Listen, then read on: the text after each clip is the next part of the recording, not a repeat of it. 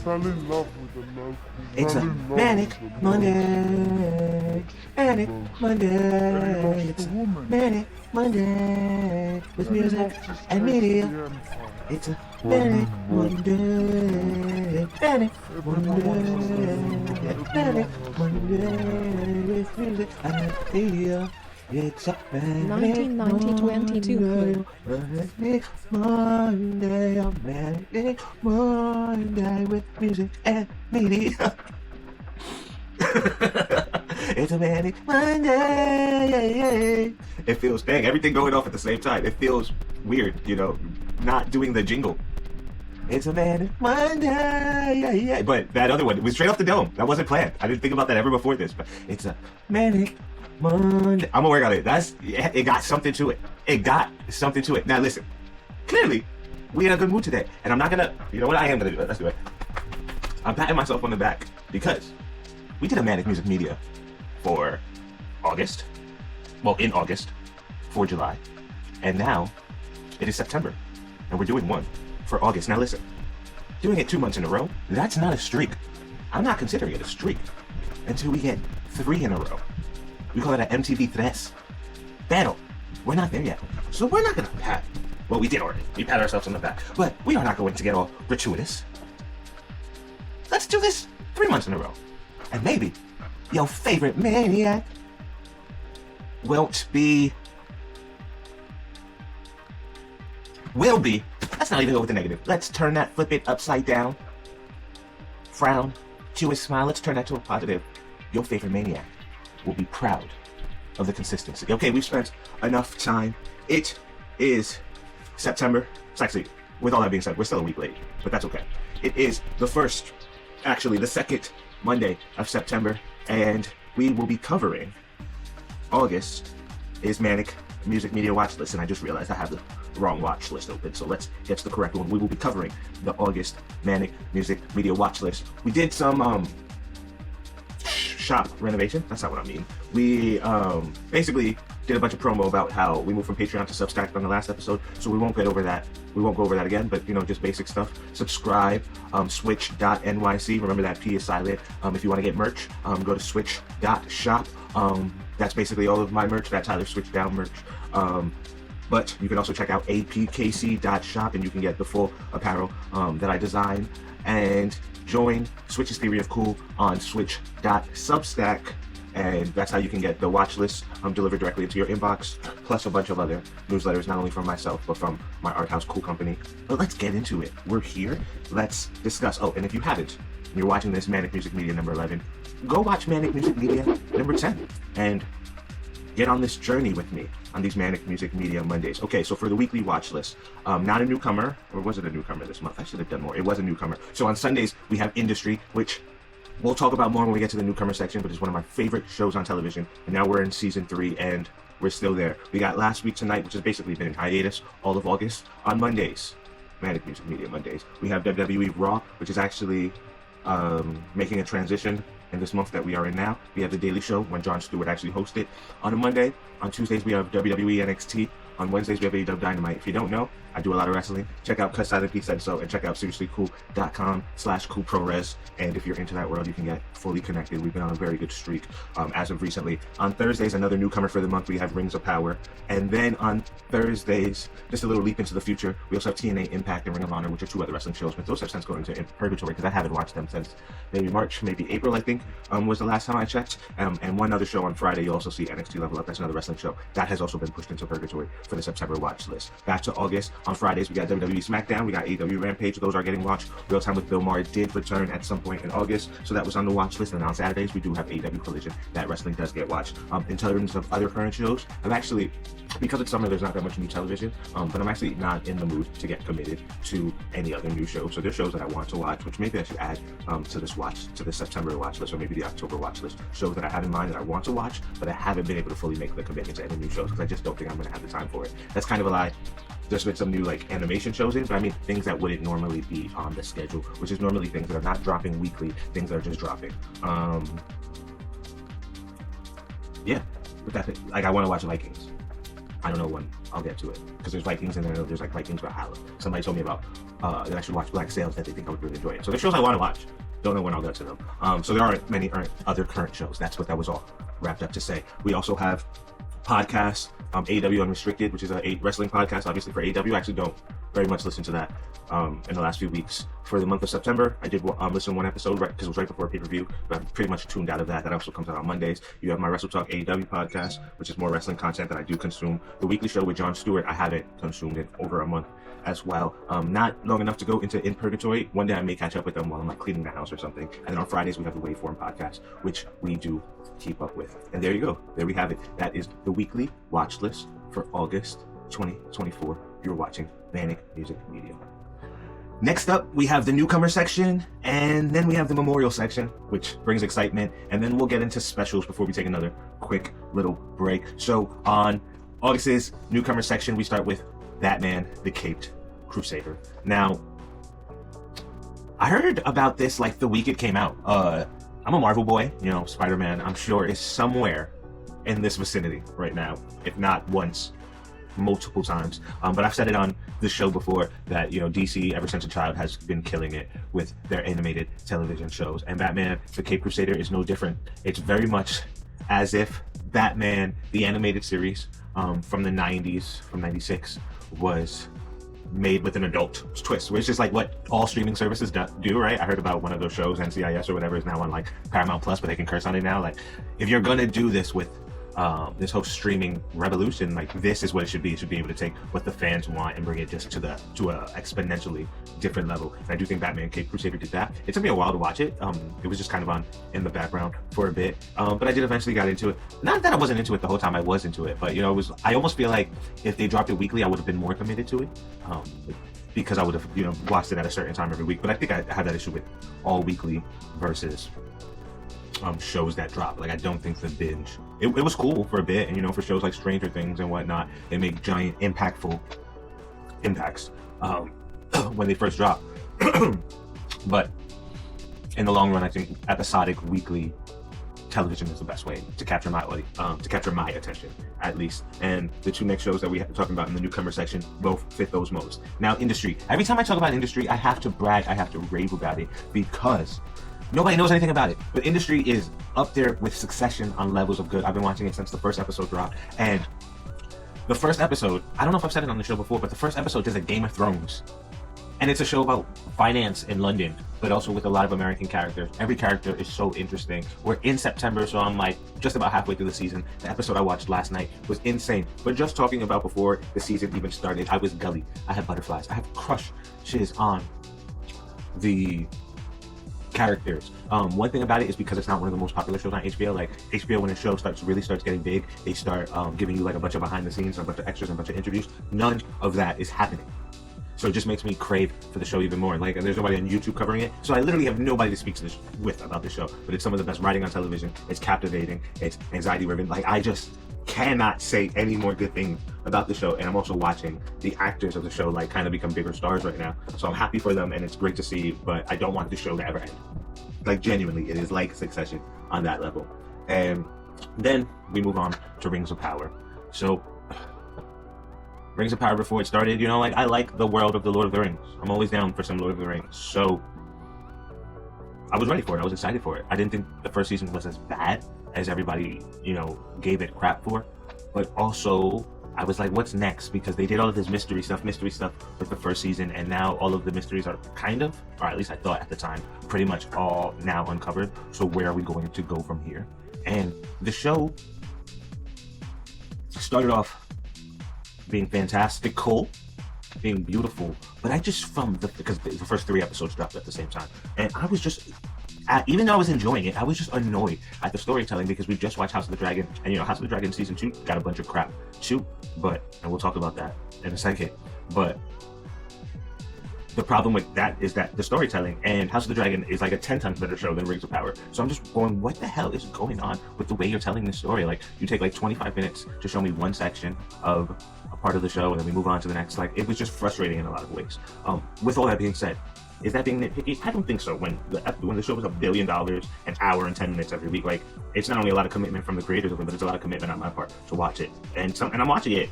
You can blame myself for this, but at 3 a.m. usually when it comes on a Thursday. So I have frustrations with it. Like, I just think the show is not nearly as good as it should be on paper. But also, I do enjoy it. It makes me laugh. It's fun. And it's not offensive. I will say that. Like, I'm not such a giant Tolkien fan. I'm sure there's ones that are out there that are offended. But because I'm not that, I'm not offended by it. But I do enjoy it. August had a good month of Newcomers. Moving on to the memorial section. We just spoke about it briefly. House of the Dragon Season 2. Like I said, House of the Dragon Season 2 got a little bit of crap. Storytelling. Maybe Damien spent a little bit too much time in his dreams. I don't care. Here is my chance to gush about it. House of the Dragon Season 2 was just as good as Season 1. It is a show that spent millions of dollars. Just about every episode has a giant dragon scene in it. That's all epic. That episode where they got all the dragon seeds are trying to get dragons was like watching a 9/11 film like, it's just so next level. I'm one of the people, I've never read the books, but I've watched enough videos to know mostly everything that is gonna go on. But the very cool thing about House of the Dragon is it doesn't matter if you know what's gonna go on. It's taking you on a cool ride anyway, and you're seeing nuances that the book may never even cover. So I love the season. I did post a TikTok short reel directly, like immediately after House of the Dragon Season 2 finale ended, and I was just like, that last montage was epic, but now I'm horny for the next season. So it was just how I felt about it. Like, I was just ready for another 30 minutes, and then it just ended.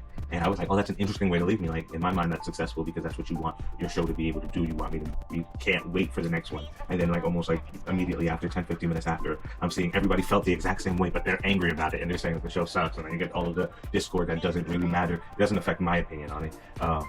It was successful. I just think people have too high expectations for what an actual show can do, but also maybe that's their fault. Like, it's how you leave them sometimes, right? But I feel like people have said that about all the other great shows, that sometimes you only remember these people who like to complain. They only remember how bad the season finale is, and so the season premiere starts again, right? Like, I loved it. I enjoyed it to the fullest. I did not actually finish the House of the Dragon podcast or the behind the scenes show, the house that dragons built. I was really into it every week. I think I just had like more important things to watch, and then when I fell behind on them, I wasn't going to catch back up anyway. And then just to end this segment out, in terms of specials, there's a bunch of G1 shows that I did not get to watch. You can see down below in the Purgatory list if you head to the Manic Music media watch list on the P-Talk Substack. But I did catch like the beginning of G1 and then basically the last day. So congratulations, Zack Sabre Jr. I'm glad you are the third American to ever win this Japanese wrestling tournament ever.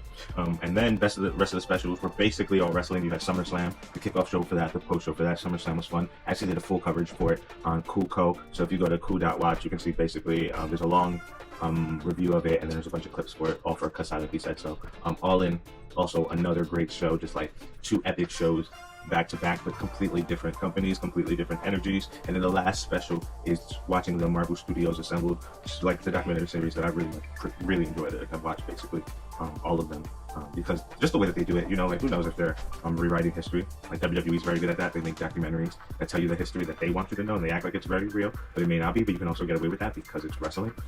All these other companies do it too, and it's like kind of a form of propaganda, but damn it, they do it great, and I'm excited to watch them all. So I don't know when the X-Men 97 one dropped, but one day I needed something to watch. Clicked it on, fully enjoyed it. It basically spent most of its time talking to all of the voice actors that they brought back, basically all of the creators from the original and the consultants, and then it was the voices of like the 3 or 4, maybe 5 people from the new generation that were leading it. Nothing about Bo. Nothing about that creator, nothing about him being fired. So I wonder if this was the direction that they always were going to go in, or if, they just wait until they have the end and they're like, this is the narrative and the story we want to tell. So this is how we're going to paint it. Who knows? Either way, I think it's an exceptional documentary. Seeing that behind the scenes mechanics of it and all is basically one of my favorite parts. Now, I'm not going to lie to you. I got to go. I got to actually leave to go to the movies. But we have a film list that's coming up next. We got a music list, and they're both pretty expansive. And then we also have just to end it out for the outro, the In Purgatory and the upcoming. So when I'm back in about 35 seconds, I will have watched a movie, I will have had gone to the gym, and it will still be a Manic Music Media Monday. In the last 15 seconds, does it look like I took a swole pill and swolled myself up? What about these chesticles? You know it's a difference? You really know it's a difference? You tell me. As we return with the film list, with August's film list, all of the films that we have covered since the last Manic Music Media. And when I say that, I really do mean it, because we did a Manic Music Media last month. No more patting ourselves on the back. All right, one more time. One more time. So the interesting thing about the film list is that in the last couple of weeks, couple of months, I've actually been doing immediate Manic Music Media reviews, almost in the half an hour right after I leave the theater. So every new movie that I've seen this month has gotten one of those. So if you really want as in-depth as you can get in a 1-minute review, they're a little sped up so that you get a little bit more information in 1 minute, and I'm giving you exactly how I feel about them right after the movie. And most of these, actually all of these, looking at them, I haven't seen them again, so my view hasn't changed too much on them. So if you do really want to see exactly how I feel about the films, or exactly how I felt about the films the moment I walked out of the theater, go check that out. But I won't shortchange you. We're gonna go through them today. So for the film list, we're starting off with Borderlands. So, you know, if you've been watching Manic Music Media for a bit, I have an affinity for American blockbuster films. One, I am an American. Two, I am a dude who grew up going to the theaters with the family. And blockbusters, no matter how asinine they were something that brought you all together. Then we would get them on DVD, and then you experience it again, because then you'd invite people over and you'd watch it. Like, that's what blockbusters did. It is still what they do, but in the world of streaming, so many people are consuming their content in isolation, because it's right there at your fingertips at all times. You don't have to go out and therefore convene with other people to do it. I do think that is dying a little bit, right? Like, in the same way that the movie star is dying. Like, we're just experiencing things in a new way, so the old ways are no longer relevant or present at all, really. With all that being said, as a lead up, that was more interesting than the movie. Borderlands was such a big disappointment. The other thing about doing these Manic Music Media reviews directly when I walk out of the movie, I try to keep all of this content light, positive. You know, I put out not a crappy, I actually like the work I did on it, but I put out a review watching Rebel Moon, and it's like watching the Rebel Moon trailer, and I'm just kind of crapping all over it. And I don't like doing content like that. Like, you know, if you don't have nothing nice to say, keep it to yourself. And obviously, I know that the algorithm and that, with it all pushing you to keep your eyes on it, and rage baiting and hate baiting and clickbaiting, we all know what's going on, so I don't have to go through all the details of it. It kind of incentivizes the negativity, but I don't care. It's not the stuff I want to do. So the one unfortunate part about doing these immediate reviews is I'm also not going to lie about it. So if I'm going to do the review, I'm going to tell you exactly how I feel about it. So here in these Manic Music Media Mondays, we do keep things positive and light. So we're going to spend very little time on the things that we didn't like about a film, and if we can try to find some positive in there, we will find about it. So back to Borderlands. Borderlands was disappointing. I was very excited to see it, just because I thought it was like, you know, with the amount of money that was clearly spent on it. After watching it, you may not understand where it went because the CGI was all over the place. But I was like, oh, you know, a dumb movie you can turn your brain off for. Kate Blanchett is in it, Kevin Hart is in it. These are like big major stars, so they're not going to sign on to something that wasn't great. And if they're going to give this much money into it with all of the other reboots and recreations like Super Mario Brothers and, you know, video game movies are being made, they're not going to spend all this time to make a crap movie. And honestly, everything I said I was wrong about, it was just not good. The best way I can describe it, and then we will move on, is it's one of those movies that like sets up a really cool, exciting action scene, like something big is about to happen, and then right before it happens, it like zooms in on the main character and splits to the next scene, and you're like, okay, the cool thing just happened, you know, you guys are all covered in Dutch or whatever, but I wanted to see it. If you're not going to show it to me, then I'm going to be disappointed, and that's pretty much the whole movie in a nutshell. I do wonder, I know it's gotten like really crap reviews, so I don't imagine that anybody does like it or not. Actually, one person wrote to me on YouTube saying that they very much enjoyed it. They laughed out loud the whole theater. So shout out to that guy. But I do wonder if maybe you play the video game and you're connected to the video game, the lore is more of what you expected, and maybe you're more in jive with it. I wasn't. Moving on, we had Skincare. Now, Skincare I actually saw as an AMC Screen Unseen. If you don't know what the AMC Screen Unseen was, I actually saw one today too, but we'll get into that during next month's Manic Music Media watch list. Regal also does it. They call them Mystery Mondays, and essentially you get to a theater and you don't know what the movie is going to be until it starts. You better hope that movie has titles, because if not, you may be halfway through it and still not know what the name of the movie is. Luckily, Reddit does a ton of research. Yes, when I mention Reddit, I speak about it as if it is like the symbiotic single being, but that's what we all come together to create anyway, right? So Reddit does a lot of research on it, and they're pretty much on point every time. Yeah, they haven't gotten anything wrong. They have, like, I've had moments where they're like, it's either this one or that one, and it's always one or the other. So Skincare, I had kind of expected it to be. I think it was between two movies. And the only reason I even knew about Skincare was because I Googled it, because Reddit kept saying that it might be this film. And Skincare was so enjoyable. The YouTube video I made about it was basically me saying like, is A24 its own genre now? Because this film was like a suspense thriller, it was like a comedy, it was so many things all in one, but it felt like a A24 movie, like just in throughout of it, the spirit of it.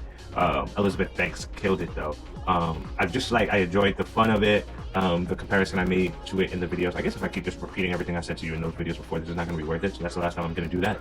But what I compared it to was like, it very much gets into like the whole like mythology of like the skincare industry as a metaphor, but it also compares it to like the new like spiritual guidance, spirit coach, life coaching thing. And it kind of like makes a mockery of it all, but it's also like, you know, very well acted, very well made, very much like a moment of its time period, super ridiculous. And when you find out, or it actually, while you're watching it, it just makes sense that all of these things actually did happen, because it's almost so super ridiculous that it would have to happen for you to come up with these plots yourself. But Elizabeth Banks killed it.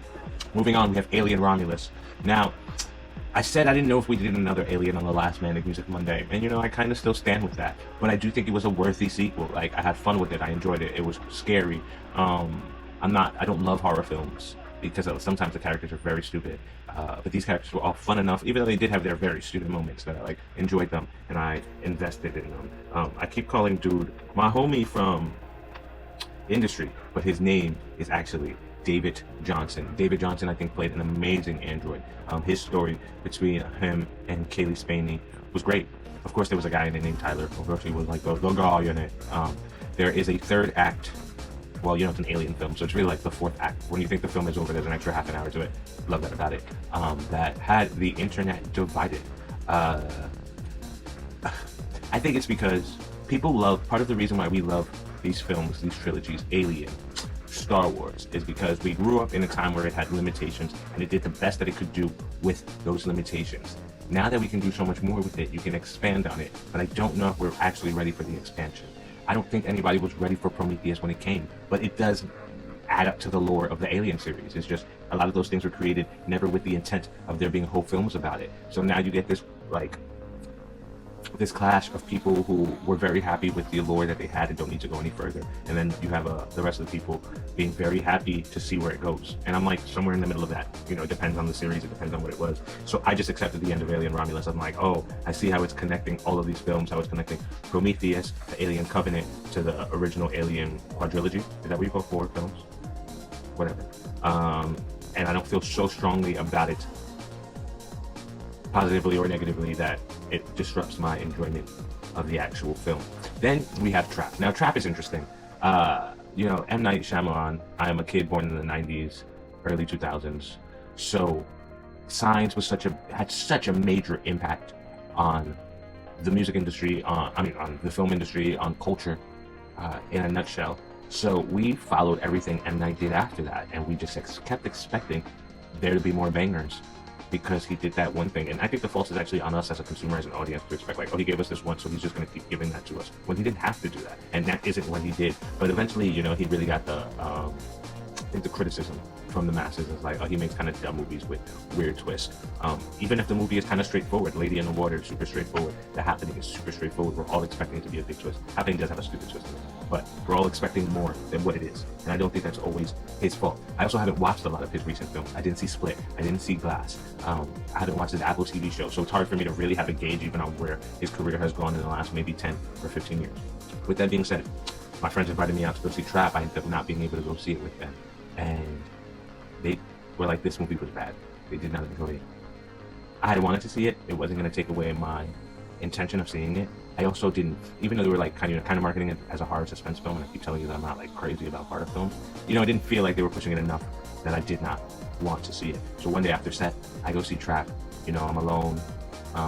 I got my fruit snacks inside my theater, and I keep talking about this because this is something that I keep noticing as well. There's so many single people watching films, probably because a lot of them are AMC A-list just like me, so they just pay $25 a month, and they are the movie hobbyists in their life, and they go to films all the time. So my experience watching Trap was that it was a goofy, funny, hilarious movie. I literally laughed almost the whole time. There were so many little jokes between the actor, between the acting of Josh Hartnett, you know, all of the characters, like, and they were there. They were written inside the film. The camera is doing a slapstick, you know, like camera pans, like it is written inside the film that it is a goofy comedy film. So I had the time of my life. I laughed all the way through. At the end, we still got like a little dramatic, thing to enjoy. And then we moved on. When I told my friends that I had the time of my life watching it, they were so upset because they were like, that's one of the worst films you've ever seen. I just think we had different mindsets about going in. I think if you wanted a really good suspense film that was going to keep you on your toes, it does do that, but it does it very goofy with so much comedy in it that you don't expect that. I also want to give M. Night the Father of the Year award because I know, which before this movie came out, I didn't even know he had daughters. It just, why would I? But in the last month, I found out that his daughter wrote the book that the Watchers movie, that movie with Dakota Fanning, is in, and then his daughter is like the singer and basically does like a full concert inside this movie Trap. A full concert with like 30 costume changes. This had to be the longest concert of all time, by the way. And then as I'm talking about it and we're seeing that the music is actually up on Spotify, I realized that her first 2 albums were also based off of making music for her dad's work for that Apple TV show that I mentioned earlier. So Father of the Year, we talk crap about nepotism, but if I could do it too, I'd be putting my daughter on, get those Spotify streams up. Moving on from Trap, like I said, I don't like talking about bad movies, so we're not going to talk about this deeply. This one, actually, definitely go watch my Manic Music Media review on switch.nyc, because I give you footage of how obsessed with Crow I am. This one is still sitting here as a run-in of it, but the Crow movie was terrible. It was a terrible corporate superhero adaptation. It was like Venom going everything worse. Every detail of it was an unnecessary detail of it that seemed to be pinpointed because they wanted to just throw a bunch of things on a mood board. And then not only were those details not good and incoherent, then the lead up and the way that they tied all of it together also made no sense. Also was not enjoyable, was stupid. It made these characters not enjoyable. It made them unlikable. It made nothing about it was good. I know it's supposed to be more like the comic book. I love the movie series, basically all of them, even the TV show I watched that, which I didn't even talk about in the other video. But the problem wasn't the lore, the problem was the storytelling of it. Why were the outfits in the rehab center pink? I'm sure there are rehab center outfits that are pink in the world, but not in this movie. They were pink because it was cool and it was cute, and that was the damn problem with this movie. Terrible. Now Blink Twice. In my Blink Twice review, I kind of chuckle out me liking Zoe Kravitz. I laugh about the peaks and the ups and downs of it. I don't really laugh about it. I just wanted to finish that sentence the way it started. I also talk about the details of the filming of it, the colors of the island, the colors of the people, the textures of it. I talk about how it's multiple types of films at the same time. It's a revenge film, it's a suspense thriller. What I did not talk about, and maybe for the best, but I do think it would be not appropriate to mention it here, is how deep that story is. So Blink Twice starts with a trigger warning, and I did not know why. And there are definitely scenes in this film that are just horrifying to watch, and they're not long, they're short, but the idea of it, I think part of the way that it's done so well is that you fill your own mind with it, and it is evil. It's like the type of thing that brings pure hatred out of you, and it's graphic, it's gory, it is triggering, and as I'm talking about it, it's playing in my head, and I'm not even experiencing it as an audience member who's watching actors. I'm experiencing it as somebody who knows that there's pain and there's fucking evil in this world, and it's horrible. Now, I've also done research on Blink Twice, and I found out that it was called Pussy Island for a long time, and I found out why it got picked up and how it was written. Zoe Kravitz, I think, is a masterful artist, creative. Seen her live a bunch of times with her band Lola Wolf. Obviously, I've been following her acting career for a long time. I'm just obviously so enamored with her. But Blink Twice is, it's like a rebellious film. It's punk, in concept, in mind. It is speaking of awareness. It's holding no punches. And we can speak about it on a film level, which I have in my video and I have a little bit here, about the beauties of it, the details of it, the sound design, which I did not talk about enough too, just the idea of how loud, how quiet it is, all of the little sounds. It's in a lot of ways the way that it uses sound, and I like this because it's something I do with my own work as well. And when you watch films, all sound design is fake anyway, but a lot of good sound design is considered, it's like if you don't know, that it's fake, then it doesn't matter. You watch a knight in a film, and a knight pulls out a sword and you hear that sling, but that's not all the time what a sword would actually come out. Or in a lot of cop shows, you see a cop pull out the gun and you automatically hear the cock of the gun, which is not how you would actually do a gun. But the sound design is to lead you. It's part of the narrative to tell you where it's going, almost like a commentator or professional wrestler. But I think what you can do and take a step even further with sound design is manipulate it in a way that you are making people feel not normal. You're making them feel abnormal with it. And I think the consumer almost doesn't know the difference between it because they're so used to the fake anyway that the fact that this is fake too doesn't matter. Either way, I think the sound design was allowed you to be so anxious. I think Thin Choice was a beautiful movie. I think it was a horror movie. I think it was maybe one of the best movies of the year. And I think it's also going to be a movie that's going to be talked about for a long, long time. Shout out to Channing Tatum and what's his name? Like the biggest like 80s actor, I can't remember, Christian Slater. For being willing to do the job, and the women. Oh my God, the cast of it actually. Let me shout out the girls because they were incredible. Naomi Ackel killed it. Adria killed it. Alia Shawkat killed it. Gina Davis killed it. I was happy to see Simon Rex in the film, and I actually have to give my biggest honorable mention to Liz Garibello, who killed it. I've never seen her in anything else before, but she was such a standout in the movie. Just doing a little bit of research on her, find out she's a Dominican American-born New Yorker, which obviously why she speaks to my taste. But also she was such a New Yorker that you could feel it, and there was no hiding it. When you're one of us, you are one of us, and we can peep the fraudulent. This section has been a bit long, so let's go through the rewatches very quickly and then move on to the music list. Rewatches, I saw Deadpool and Wolverine in the theaters again, this time with my little sisters. So, I spoke about it a little bit in the last one, but it was great. I've also watched it again more than probably once, multiple times. But watching it the second time did make me wonder, is this so self-referential, so late 90s, early 2000s self-referential that so many kids won't get it? But ultimately, I came up with the conclusion, as I said in the last episode, that you have people like me who are going to tell their family members all about it, so it doesn't matter. Next up, I watched Destino again, which is that Salvador Dali Walt Disney short film that they started, I believe, in the 30s. It might be also 1929, went away, and it didn't get finished until a couple years ago. Remember when it came out, they made a big deal about it. I watched it again. I'm a big fan of Dali's artwork. He's probably my favorite, just designer of artwork. So seeing that in a Walt Disney classic is also so interesting. I also wonder if that had came out long ago, how it would have influenced Walt Disney artwork moving forward. Then Pixar, there's this thing called Spark Shorts, which actually maybe I should look it up real quick because I've looked it up before, but I don't exactly remember what it is. So Spark Shorts program is designed to discover new storytellers, explore storytelling techniques, and experiment with new production workflows. So it's an American independent animated short films produced by Pixar Animation Studios. It consists of a program in which Pixar's employees are given 6 months unlimited budget to develop short films that were originally released on Pixar's YouTube channel, later on Disney Plus. So yeah, I watched one of those called Self, and it was a beautiful film. The artwork was beautiful. I think it was only 5 minutes, and I just needed something to watch in 5 minutes before, while I was transitioning to something else. And something else that also kind of fit that category was Old Guard, that Netflix movie starring Charlize Theron. I don't know why. For some reason, one night I was just in the mood for it. I was like, I want a Mission Impossible film, but I also want some mythology in it. I want some storytelling, and that's what Old Guard is good at. It's just this weird ass story that serves multiple purposes, but it's also fun. It also has the impact of a Netflix film, which is not too heavy, but also it's not offensive in the least bit. I looked it up, and it did say that they, I think, already finished filming Old Guard too, so I'm actually pretty excited about it now watching it again. But Old Guard, that would be Gray Man. It's these Netflix movies that came out around the pandemic era that didn't really leave a lasting impact, but were still fun movies and served its purpose.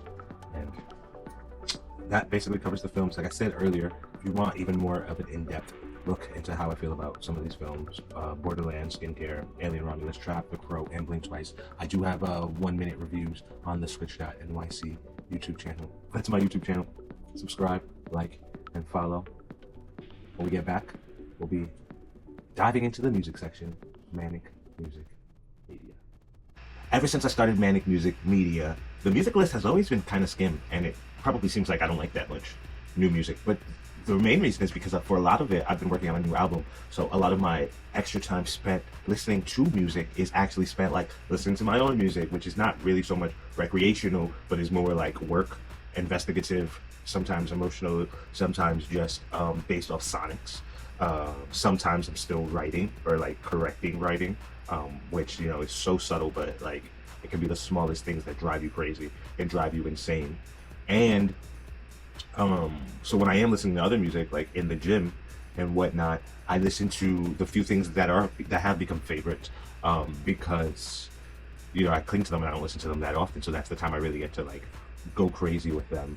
And then also while I'm working, I listen to a lot of I like DJ and house mixes, and maybe I can find a way to incorporate that into this more. But live streams and 1 hour sets and Boiler Room and Black House Radio. So, and I actually haven't even been doing that as much recently. So that's why it doesn't seem like I listen to much music. But this month is different. We got a lot of music to go through. The singles we can kind of just skim through because they're all part of albums that are either out that I'm listening to or either about to come out. Jamie XX has Treat Each Other Right. I mentioned last Manic Music Media that I listened to one of the songs off his new album, which comes out in about 2 weeks in September. Almost at the end of September. But so far I've listened to probably, I think he's released 4 or 5 singles. I've listened to them all. Gordo and Drake, Healing, which we're about to talk about Gordo's album for a little bit, and Sofi Tukker, Hey Homie. Before we get into Sofi Tukker album, if you don't know, Sofi Tukker is like one of my favorite DJ duos. They live stream basically every day during the pandemic on Twitch, and I don't remember how, but I fell into them, fell in love pretty quickly, almost immediately. I see them a few times, like Governor's Ball. I saw them at Marquee. I feel like maybe one more time. I've seen them, and they're playing at the end of the month. Hopefully I get to go see them again for that. But the reason why I'm specifying this right now is Hey Homie has become like my song of the year. It's a little bit of a weird song. It's talking about like people of 2 different age groups like falling in love with each other, which is like, for me it's fine, but then they talk about how it's inappropriate. So I'm like, oh, this is an inappropriate age group. Either way, the song is beautiful and like lovely, and Sofi Tukker did a music video for it, and they made it about each other. It specified like, this is not what the song was written about, but this is what we're making it about, and it's beautiful. So to get into the album, so Gordo Diamante, I spoke about him a bit on the last episode, formerly known as DJ Carnage. I've seen DJ Carnage live a bunch of times. These were in our trap days. I've seen him with Young Thug. I think I've seen him at Mysteryland. He was like one of my favorite DJs to go see because it's electronic music, it's trap music, but he mixes a bunch of other things, a Brazilian California type of thing. So really into him as DJ Carnage. And he transitioned into Gordo to kind of like make a different vibe. I feel like he went more like international when he went to Gordo, but I'm all with it because I love international music equally as much, but he still has that trap influence. So the Diamante album, I'm talking about the Healing single last month a bit, but it's really got a bit of everything. It's only got like one like real like kind of trap rap song on it, but it's got everything else, so like Portuguese, R&B. It's a beautiful album. I've been listening to it on repeat. Kanye West and Ty Dolla $ign dropped Vultures 2. I don't even think I've listened to the whole thing. I listened to it. There's a few songs on it. I have like the compilation of like the unmixed version of Vultures before they decided they were going to release 3, and it's like just like a bunch of like bootleg versions of it. So it is nice to hear a few of those songs. I like the like the murmuring, mumbling verses, to hear the full versions of it, but sometimes it's disappointing because you find out that the mumble version was actually better than the original version. Don't want to talk about Vultures too much. Kind of a hard thing to talk about these days, just in general.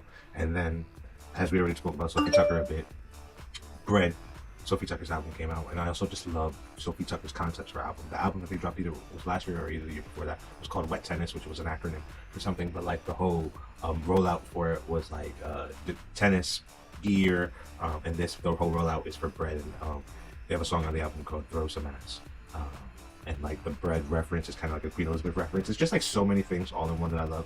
Also, because Sofi from Sofi Tukker speaks Portuguese, a lot of the music is in Portuguese, and I appreciate that, not only because I don't speak it, and you know, sometimes it's easier to digest music in a language that you don't speak because you just respect it for what it is, for what it sounds like, rather than what it means. I could talk about Sofi Tukker Bread for days. I might actually do another video on it because I just love Sofi Tukker, and they're just great. They're absolutely great. Re-listens, I'm listening to A Dream Is a Question You Don't Know How to Answer, which is the Johnny Craig album. Johnny Craig with the lead singer of Dance Gavin Dance and Emarosa. Beautiful voice, like a Boys to Men R&B voice, but for a white boy in the metal screamo scene. He's made a lot of bad choices, like Scammed Fans. I don't even know all the details, so I won't go into any of the details. But in around 2009, he dropped this album, which was like an R&B album, but it had like very much like musical influences, maybe not so much sonically, but like conceptually from like post-hardcore, metal, alternative, and it's just like this beautiful collection of songs. Also, he has like a beautiful voice. I think he just dropped a new album or something, so I'm on one of his newsletters, so he just started popping up, and I listened to his album in the gym one day, and it's just been gorgeous. Moving on to In Rotation, because an album that is in rotation, is kind of always in rotation, is Downtown Battle Mountain by Dance Gavin Dance, and as I just mentioned, Johnny Craig was the lead singer, at least the lead singer, and there was the lead screamer of Dance, Gavin Dance at the time. So even though I just started really listening to his solo album again, I've been listening to his voice on a regular basis, because this album is just like one of those albums that I have to go back to all the time.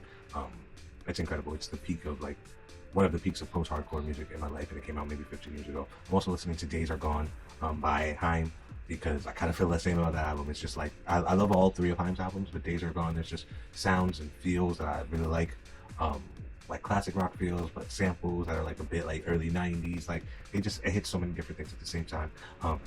I talked about Justice Hyperdrama last month, so I just still got that in rotation. I haven't listened to it as much. I do feel like I love Justice, but some of the music, because it goes so hard and it bangs so hard, if you're having an anxious moment, it can just add to the anxiety of it. Like, I'm on the train and I have to use the bathroom. I can't listen to the album, but I do love it. I just talked a little bit about Wet Tennis with Sofi Tukker, and then Business is Business by Young Thug is kind of always in rotation too. There's always like at least one Young Thug album in rotation, kind of consistently for me. And then upcoming, we talked about a few of the singles. Well, I think we only talked about one on this episode, but there's a bunch more coming. Jamie XX In Waves album, it drops in 2 months. It drops in 2 weeks. And next month's Manic Music Media will be able to really dive into that. And there we have it. Thank you for joining me on another Manic Music Media Monday. Remember, this is just 2. We're not on a streak yet. This will be a streak when, not if, when we hit number 3. Also, you're probably not looking that intently. And why would you be? Back up, stay away. There's a brand new Spider-Punk in there. So thank you, Mom. I can't imagine how many Spider-Man eyes are on you. But you know what they say, with a great power comes great availability. So I'm gonna end today's show just by going through the In Purgatory list very quickly and then going through the upcoming list and giving you a sayonara. In the beginning of this episode, I called it like a something renovation, but really what I was trying to say was housekeeping. And I finally figured out what I meant to say. So we'll go through In Purgatory, some upcoming, and then we'll do some housekeeping. And I'll send you on your way, you little maniac. You're a maniac just like me, a little maniac. So In Purgatory, just as I mentioned last month, you got Love WWE Wrestling Show on Hulu. It's about love, and I'm a cold soldier. Vince Staples show, very clever.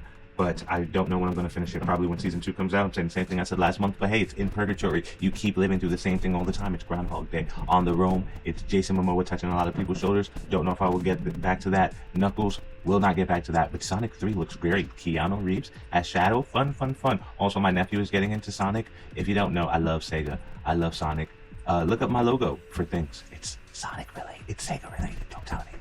Don't tell. Also, I lose my coins all the time, you know, just like Sonic. High stakes, British pro wrestling show. It was Michael Oku versus Will Ospreay. They both performed on AEW by now. If you don't know what I'm talking about, this sounds like a foreign language to you. Probably will never get to it. Like I said, I missed a bunch of the G1 episodes, but I watched the last and final episode. Shout out to Zack Sabre Jr. And what we have upcoming, The Old Man Season 2, that actually starts this week in my life in September. Then we have The Penguin, which starts next week. I thought it was going to be a Sunday show, but it turns out it's going to be a Thursday show. That's very interesting. Most of HBO's best shows are on Sundays. But hey, I might show up on that, so keep your eye out. It doesn't matter if I do or not. But hey, it might happen.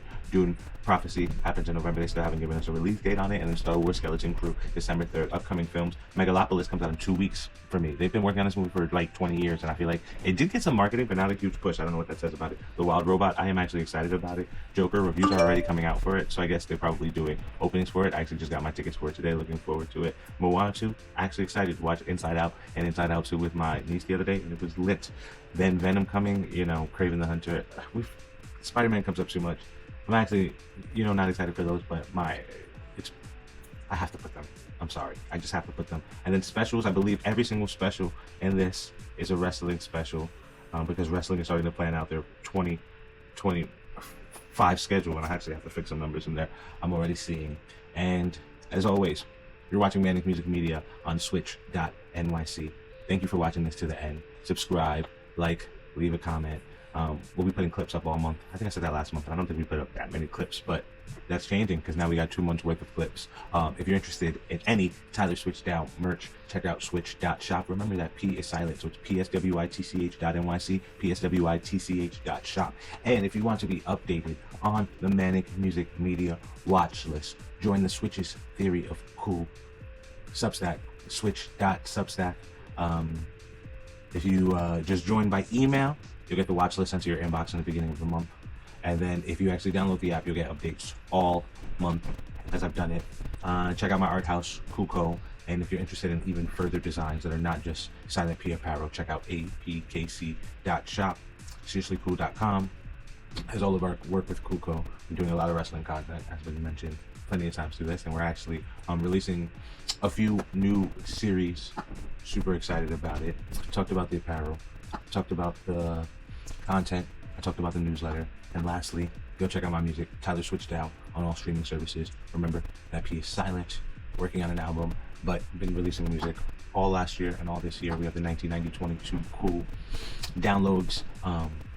Blurred Ice is now on all streaming platforms. I am blanking on my own singles. Common Occurrence is also out, and so is Cool Man Being. Those are on digital streaming platforms. But also you can get free downloads by joining the Switch.Substack, and 2 diplomas it can only be gotten by joining the Switch's Theory of Cool newsletter. And there's a bunch of new work coming out. So I appreciate you. Thank you for watching to the end. Thank you for keeping up with the house. This is Manic Music Media Mondays with your favorite Manic Music Median Maniac. I love you. Hope you have a very productive week. Silent P, out of here.